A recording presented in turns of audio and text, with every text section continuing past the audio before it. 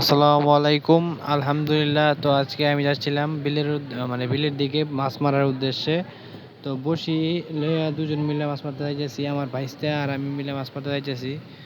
তো মাছ মারতে আমি 2 দিন গেছি।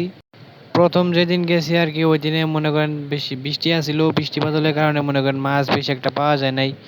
তো বিলের ভিতরে আইসা মনে করেন ফুটি কইরা, মানে ফুটি বলি আমরা এটাকে, ফুটি কইরা আর ভিতরে মানে চাপা শুটকি যেটা হয়, পচা শুটকি দিয়া বসির মানে ভিতরে টোপ দিয়া আমরা বসে আছিলাম যে মাছ পাওয়া যায় নাকি।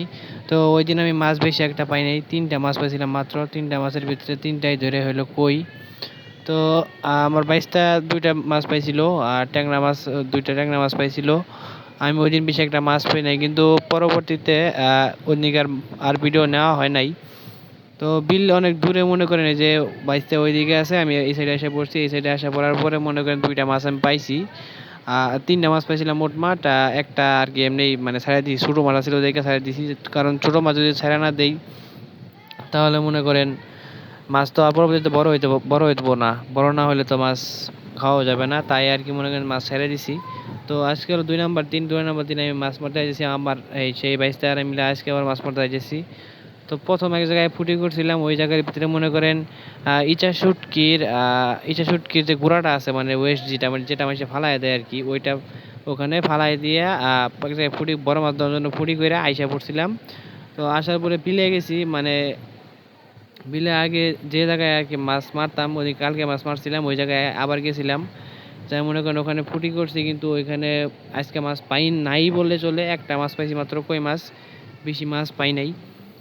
তো তারপরে মনে করেন 22 টাকাকে থুইয়া, মানে ওই বিলের ভিতরে থুইয়া ওই দাদার লগে আইবো এই চিন্তা করে আমি থুইয়া আইসা পড়ছি।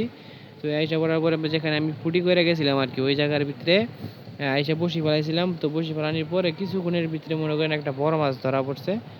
তো ওই জায়গায় যে কই মাছটা পাইছিলাম, এই যে এটা হলো সেই কই মাছের সাইজ বেশি একটা বড় না, কারণ কই মাছগুলো বেশি বড় হইতে পারে নাই। তো একটা মাছ ধুয়ে যাওয়ার পরে মনে করেন আমার প্রায় 3 ঘন্টার মতো বসে আসছিলাম, কিন্তু পরে মাছ পাই নাই। তো যে জায়গায় আমি ফুটি করছিলাম আর কি, ওই জায়গায় এসে যে ঘাস কাপটা পাইছি, আলহামদুলিল্লাহ, আল্লাহ তাআলা রিজিকে এটা রাখছিল, তাই জন্য এই মাছটা পাইছি। তো এইটা মনে করেন হলো খালের ভিতরে আর কি পানি জমছে, তো এই জায়গায় একটা গর্ত আছে যেখানে আর কি মাছ জমা হয় আর কি। তো এই মাছটা পাওয়ার পরে আমি আর মাছ মারি নাই, পরে বাড়ির দিকে চলে যাচ্ছি।